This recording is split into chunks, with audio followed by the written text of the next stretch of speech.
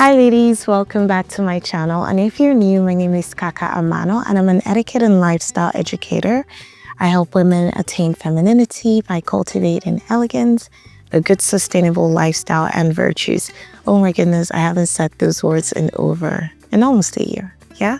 And I'm not gonna apologize. No, I'm not gonna apologize for being away for so long because I don't even know if I'm actually back or if I'm just here to post this video and that's it. But we'll see. Today, I have been wanting to come on here to talk about this because there's just this conversation that I have been having recently with, my friends, my sisters, my clients, people that I'm coaching and people that I'm mentoring. And I felt that I needed to also come and share this with you because it's something that is quite important for the world to know. Now, this conversation that I wanted us to have today is centered around the false narrative, the false information that we're being fed by social media and just the media in general of what self-care is. Now, if you know me very well, you know that one of the most important parts of elegance and femininity that I teach women is to take care of themselves. We have to take care of ourselves. And, we have to pour into our cups to be able to pour into others. And not in an inordinate or vain type of way, not in a self-centered or, just self-glorifying way, but actually because in doing so, we are better able to show up for our family, our friends, ourselves, and most importantly, to give glory to God, right? Now, what is this false narrative that we're being sold on social media? It's very funny because sometimes they actually take someone to point it out to you for you to see. But have you noticed how social media or the media is trying to depict self-care? It's always that thing of or even, it doesn't even have to be social media. Sometimes we feel that way as well, right? And then the fact that we feel that way and we also see it and it's being shoved down our throats kind of makes it hard for you to resist and go against that current, right? So it's the whole notion of self-care being, let me give you an example. Someone wakes up and is like, I'm very tired of this work 9 to 5 live. I really just need to indulge. Today I don't want to show up to work. I just want to take the day off and just, those are very valid feelings, right? But then when it's constantly being fed to you on your feed and all of that, your social media feed, you begin to see your work as something negative. That's the way a lot of people begin to see work. And there's also the one of your body goals for yourself. There are a lot of memes and a lot of funny jokes about working out and all of that, and it doesn't help that working out, like waking up and deciding to work out every day or some days a week, is actually hard. So when you see those things and you feel that thing, that need to have a day off or some days off, and that becomes some weeks off, some months off, and all of that. It's hard enough to show up to these things, but when you start allowing these little ideas here and there to get into your mind, you don't know when you start to internalize them. It's also another example where you could find this is, the idea of having a cheat day. So today I'm going to have a cheat day. I'm not going to eat healthy today. I'm just going to indulge in whatever I crave. I'm craving this. I woke up craving that. So I'm going to make that, or I woke up craving this. I'm going to go here and buy it and all of that. It's in that thing of, I just wanted to give myself a treat today. I'm going to have some retail therapy today, just splurge and be happy and all of that. The fact that happiness is being attached to it as the end goal is where the false labeling comes in. Because at the end of the day, The mental model that we're being forced to have is that the actions that it takes to get to the goals that we have for ourselves, the vision that we have for ourselves, is hard. It is unattainable. It is unrealistic. It is unsustainable. And what do you think will happen to those goals that you have? You just fall off the bandwagon. You just fall off. And that is exactly what happens to a lot of us after we have been motivated by the new year. We've made New Year resolutions. We've begun again. We started strong, and then 4 weeks later, for some of us who actually stuck through to 4 weeks, we eventually let ourselves go. Are you that person? I don't mean to choose violence. This is actually coming from a place of love, because again, it takes being vigilant to be able to identify these things. What is the true definition of care?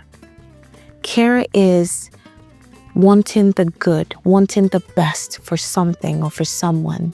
It means nurturing something or someone to the best health, to the best good, to the highest ideal or highest form that thing or person could get to. Now, knowing this, do you think then that the ideas that you're being exposed to on your feed, on the TV and everywhere else is actually helping you become your best self? If you follow those ideals, would you in fact say that you are self-caring? Are you taking care of yourself? Because unless I'm mistaken, the ideals that you have for yourself, for being the better version, the best version of yourself, is actually true self-care. And to attain that, you need to show up for yourself in very hard ways. You need to be disciplined. You need to stay consistent. You need to cultivate these virtues of discipline and consistency. It requires a lot of showing up, no days off. And when you start to think of yourself as being trapped in the cycle, oh, I need self-care, I need a way out, I just need a day that I can breathe and all of that, that perspective doesn't serve your goals. It doesn't serve your plans for yourself. And if you're not vigilant enough, you would notice that it will be very easy for you to forgo those plans and those goals. This is why having a vision board is very important. You can have a vision board anywhere. You could have it on your phone. You could have it on a wall next to your bed. You could have it on a bathroom mirror. You could have it anywhere. But the point is, have it visible where you can see it. So when those thoughts start to creep in, you have a way to, just to view your dreams, to be able to taste them, and then you can go for them. It's easier to show up for yourself when you can see the vision, when you want it badly. Just like when you had to study hard for those exams that you took in the past, or to show up for those interviews, make those applications for the job that you have right now. It takes a lot. It did take you a lot. But why did you keep going? Why did you keep studying hard? Why did you keep, staying up late at night to study and all of that? You did that because you wanted it that badly.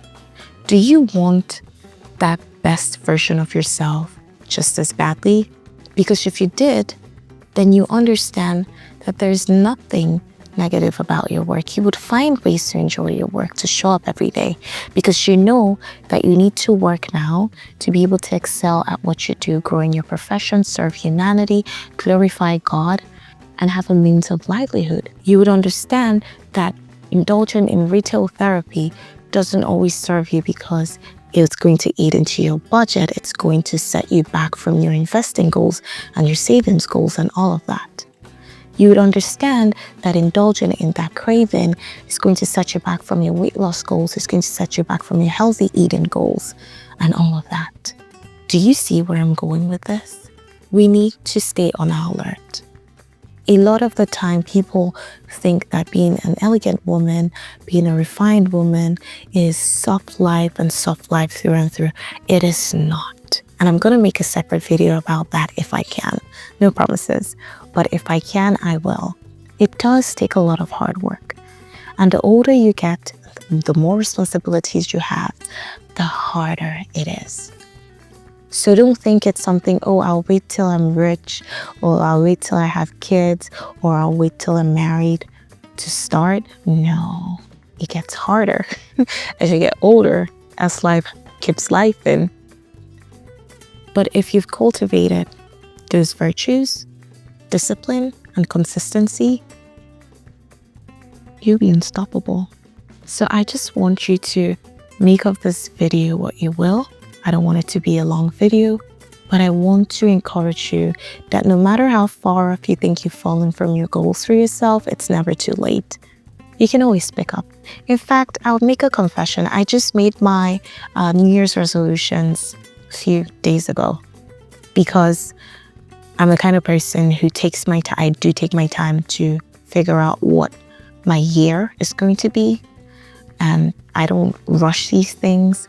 And also the fact that I actually make resolutions more times in the year, in the course of the year, as the year keeps going and taking form, than, just wait until 31st December to draw up resolutions for the next year.